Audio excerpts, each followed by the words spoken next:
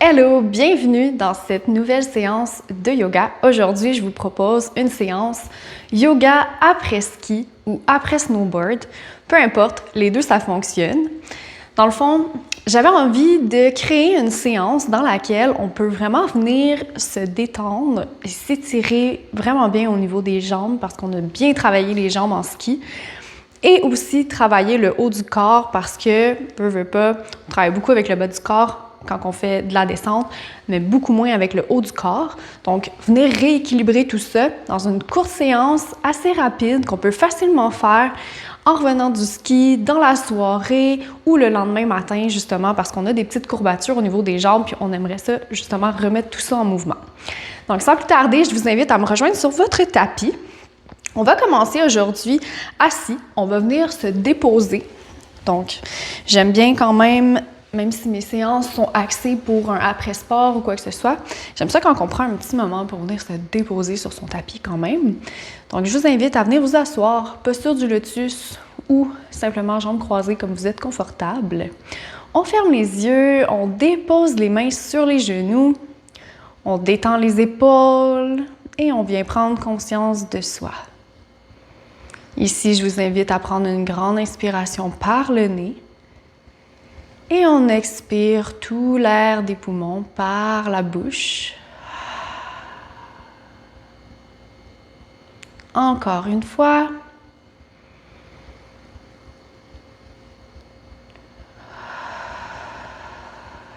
À l'expire, on relâche complètement, on descend les épaules, on délie la nuque. On se dépose sur son tapis, en présence, en conscience.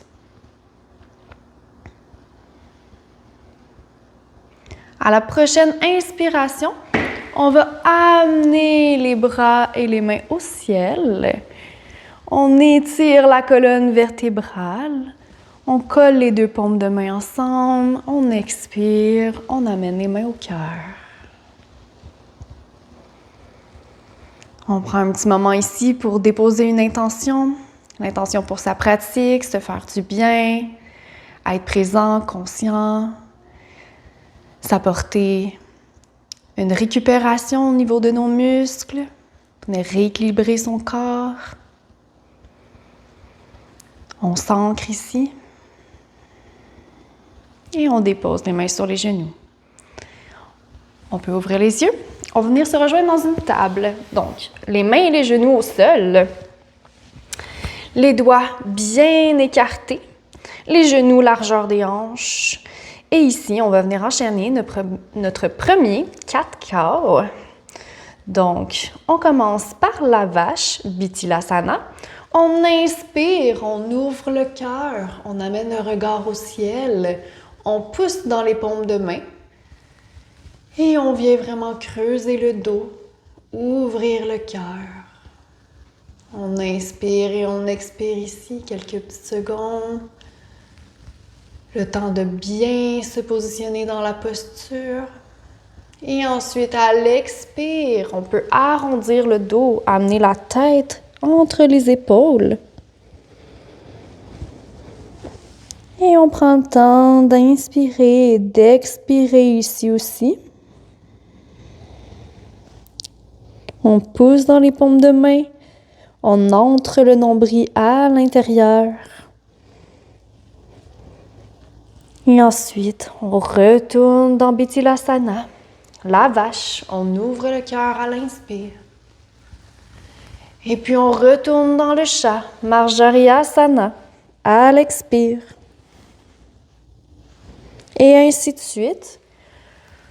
Pour 5 respirations. On veut venir bouger la colonne à son rythme, selon sa respiration. Apporter du mouvement, de la fluidité.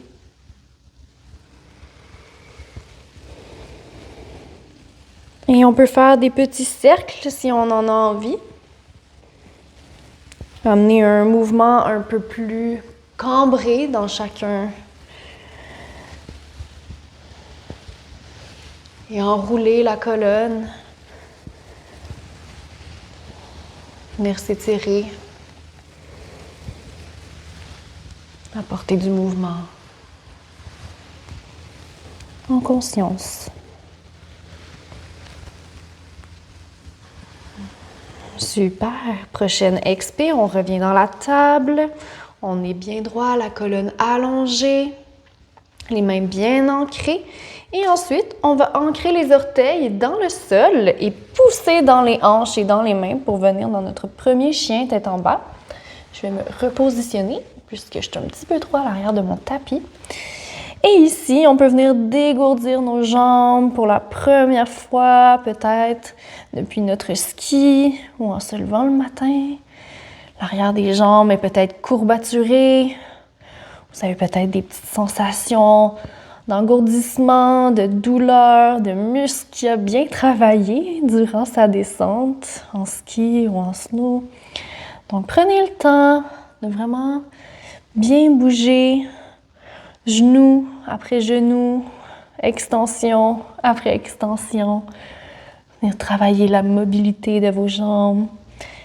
Étirez doucement l'arrière, vos ischios, l'arrière de vos cuisses, vos grands fessiers.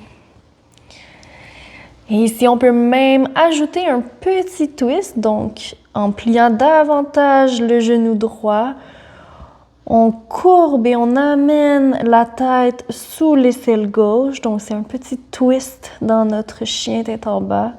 Ça apporte beaucoup d'amplitude dans le mouvement et ça vient davantage étirer la jambe gauche. Allez-y à votre maximum à vous aujourd'hui. Il n'y a pas de pression. On fait la même chose de l'autre côté. Ici, assurez-vous que vos mains sont bien écartées au sol, que vos doigts sont bien écartés, que vos mains sont bien engagées et que vous poussez dans les mains et que vous relâchez tout de même un peu les épaules. On ne veut pas trop crisper dans notre chien tête en bas. Et ensuite, on revient dans notre chien tête en bas régulier. Ici, l'important, c'est d'avoir la colonne bien droite. Donc, si vous avez de la difficulté à allonger les jambes parce que c'est trop courbaturé ou peut-être pas assez réchauffé pour le moment, gardez les genoux pliés. Comme ça, vous avez une belle colonne droite. On prévient les douleurs au bas du dos. Et comme ça, notre chien tête en bas est bénéfique. Super! À la prochaine inspire, on va plier le genou droit et apporter le pied entre les deux mains. Ici, on va déposer le genou gauche au sol pour venir dans un low lunge. On ne veut pas trop forcer. Nos jambes ont déjà bien travaillé. Donc, on va juste venir travailler un peu en force et en étirement dans notre low lunge. Inspire, amène les bras au-dessus de la tête. Étire la colonne, engage les abdominaux. Et ici, on peut sentir un étirement dans le quad de la jambe gauche, au niveau aussi peut-être de la hanche. Et on engage la jambe droite et le quad droit. On inspire et on expire. On prend quelques instants ici pour ressentir la posture. Et à la prochaine expire, on va étirer la jambe droite, déposer les mains au sol pour venir dans une demi-split. Donc, un petit étirement ici, encore une fois, pour venir travailler l'étirement des muscles qui ont bien travaillé. Et on peut faire des petits mouvements de pli et tend dans la jambe, justement pour venir tester. On vient vraiment explorer les sensations. Est-ce que ça m'aide à justement échauffer un peu plus pour aller plus loin dans le mouvement? Et on flexe le pied, on regarde vers l'avant. On essaie de rester ici quelques instants dans l'étirement.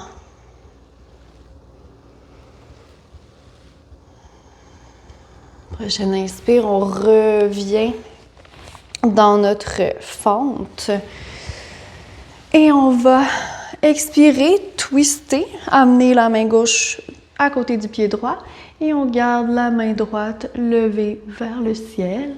regard vers le ciel, vers la main, si c'est possible. Sinon, on peut regarder vers le sol. On reste ici quelques instants. Et si on va aller un peu plus loin dans l'étirement, on peut essayer d'attraper le pied vers l'arrière. Et ensuite, on revient, on dépose les mains au sol et on retourne dans une table pour commencer et ensuite dans son chien tête en bas. Ici, prenez quelques instants pour ressentir la différence entre la jambe droite et la jambe gauche. On vient de travailler des endroits spécifiques et différents de chacun des côtés.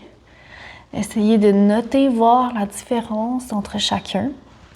Continue de marcher son chien, de détendre l'arrière des jambes dans le mouvement.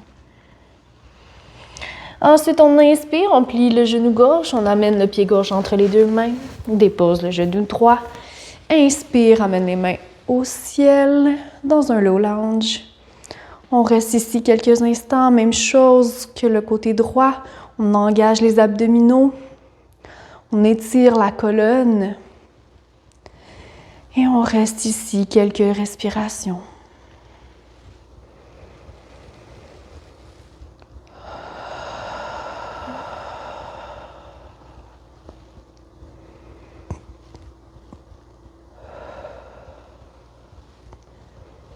Prochaine expire, on va tendre la jambe gauche, flexer le pied gauche.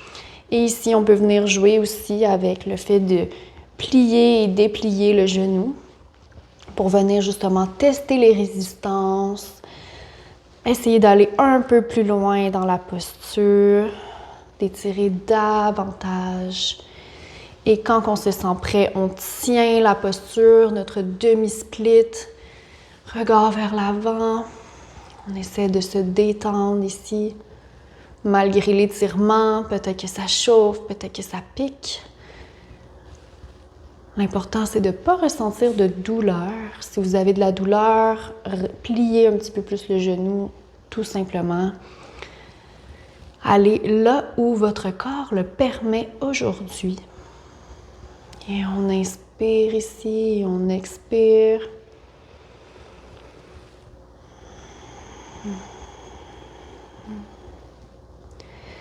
Et à la prochaine inspire, on revient dans notre low lunge. On amène les mains au ciel. Inspire, expire, on twist. Dépose la main droite au sol. On allonge la main gauche au ciel. On inspire ici et on expire. Et si on va aller un peu plus loin dans la posture, on peut essayer d'attraper le pied à l'arrière. Et on reste quelques instants. On essaie de rester présent à notre posture, présent même si on sent que ça pique, on sent que ça tire. On amène notre respiration dans le contrôle.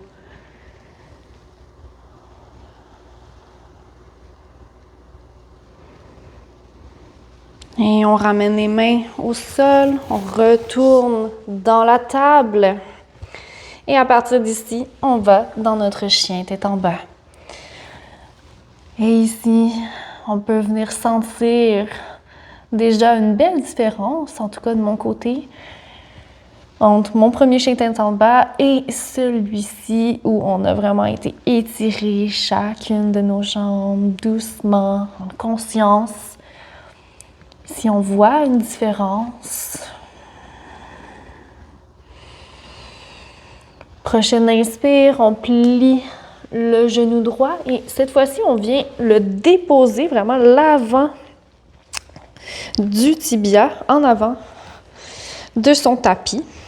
Donc, on est ici en 90 degrés ou on peut aussi être en 45. C'est vraiment au choix selon votre capacité et votre flexibilité du moment.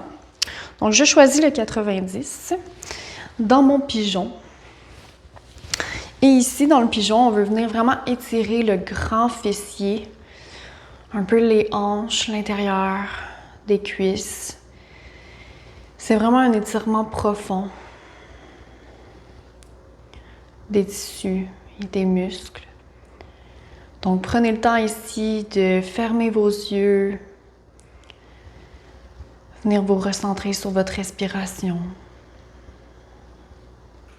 Et si vous voulez aller un petit peu plus loin dans l'étirement, vous pouvez déposer les avant-bras au sol. Et vous pouvez même aller jusqu'à déposer le front sur vos mains. Et on reste ici. Prenez le temps de respirer, d'être conscient des sensations dans votre corps.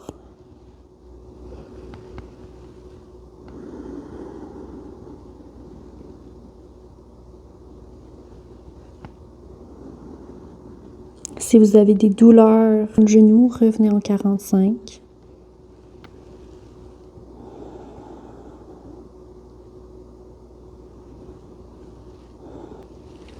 Et ensuite, à l'aide des mains, on revient tout doucement dans notre chien tête en bas. Et on vient justement faire quelques petits plis et déplis. Ouh, on le sent vraiment ici, ça a créé de l'espace. J'adore le pigeon pour ça. C'est inconfortable, ça peut créer des petits picotements. C'est un étirement très profond, mais wow, quand on sort du pigeon, là, on est libéré. Donc, on va faire la même chose de l'autre côté. On inspire, on plie le genou gauche, on dépose l'avant du tibia parallèle à l'avant de son tapis. Encore une fois, vous avez le choix ici, soit qu'on est en 90 degrés au niveau de la jambe ou on peut être aussi en 45, tout dépendamment de ce que notre corps nous permet aujourd'hui. Et ensuite, on choisit l'intensité de notre étirement, soit sur les bouts des doigts, les avant-bras ou on dépose le front au sol. Lorsque vous êtes bien posturé, revenez à votre respiration.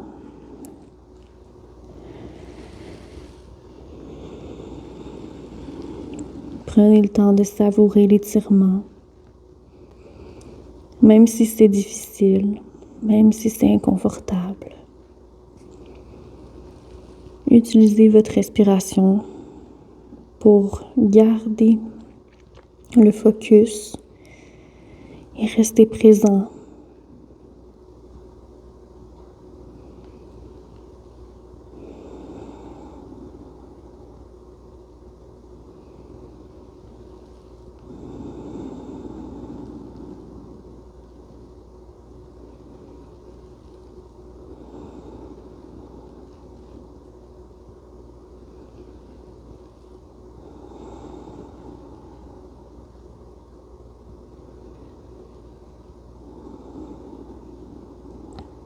Encore 2 respirations.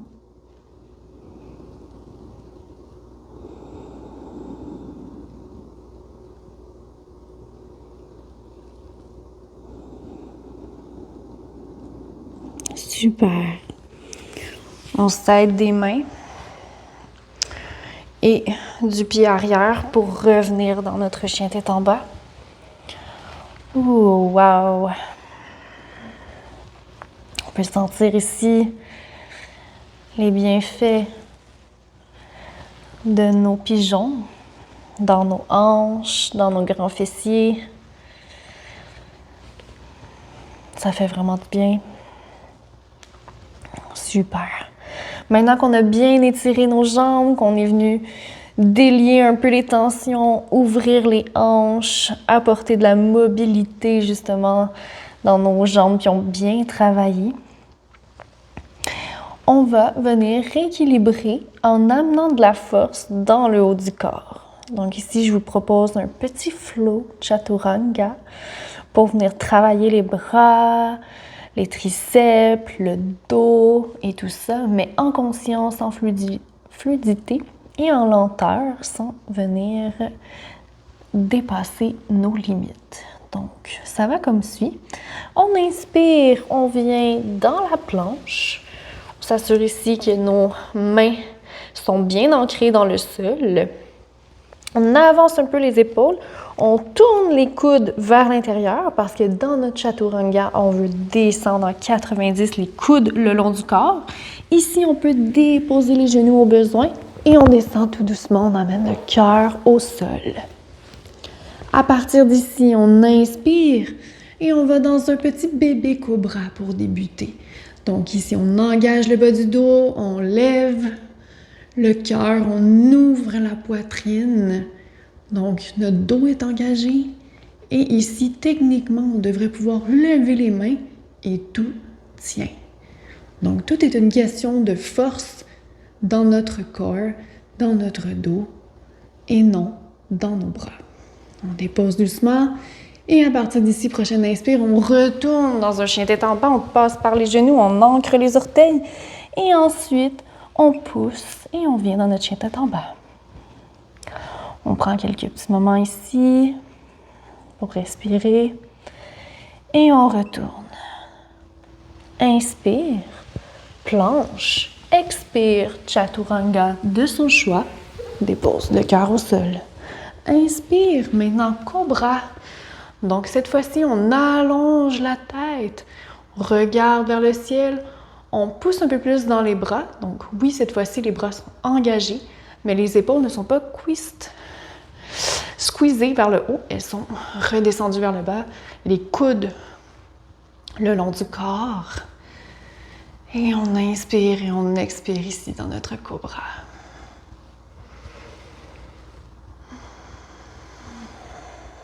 On sent que ça travaille dans les triceps, les avant-bras. Et ensuite, prochaine inspire, on passe par les genoux, on retourne dans notre chien tête en bas. Inspire, expire. Prochaine inspire, chaturanga, on passe par la planche. Expire, plie les coudes, descend doucement, amène le cœur au sol. Inspire, cobra. Regard vers le ciel. Expire, retourne dans ton chien tête en bas. Encore une fois. Inspire, planche. Expire, chaturanga. Inspire, cobra ou chien tête en haut. Donc on active les jambes cette fois-ci, on décolle les genoux du sol et on pousse dans les mains pour vraiment venir engager les bras davantage. On engage ici le bas du dos, on engage les jambes. On relâche un petit peu les épaules, on ne veut pas être squeeze. On étire le cou. On allonge la colonne. Prochaine expire. Hop, on pousse dans les hanches si on est capable. Et on va directement dans notre chien tête en bas.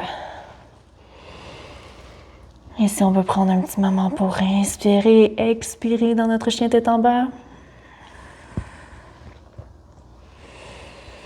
Et on retourne une dernière fois dans notre dernier chaturanga en contrôle, en conscience, une respiration à la fois.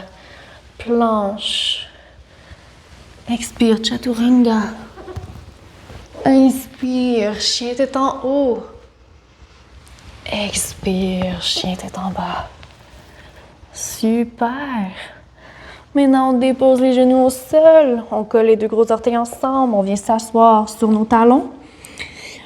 On allonge les mains devant. On dépose le front au sol dans Balasana. Ici, on peut masser notre front sur notre tapis en faisant des petits va-et-vient de gauche à droite, de droite à gauche.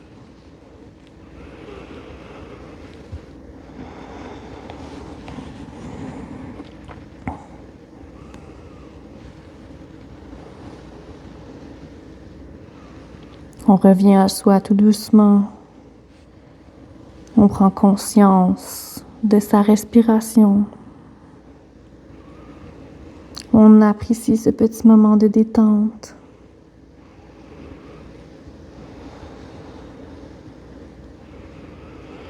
Prochaine inspire, on va ramener les mains vers les genoux.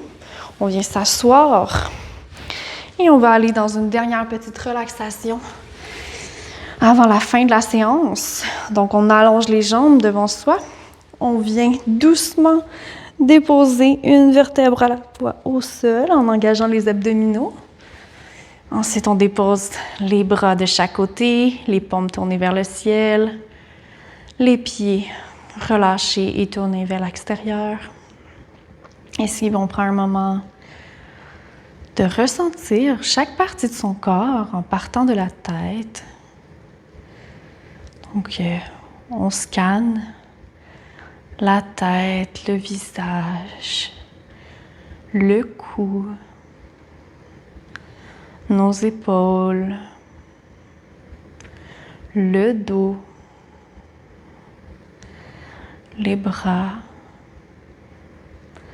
jusqu'au bout des doigts. Ensuite, on revient poitrine, on descend au niveau du ventre. On prend conscience de notre dos et de notre ventre en même temps. Ensuite, on descend un peu plus bas dans les hanches. On prend conscience de nos hanches, de nos fessiers. On descend le long de nos jambes. On continue d'inspirer et d'expirer de manière légère, non forcée. On amène la conscience jusqu'au tibia et ensuite jusqu'au bout des orteils. On peut rebalayer le corps une seconde fois si on en a envie.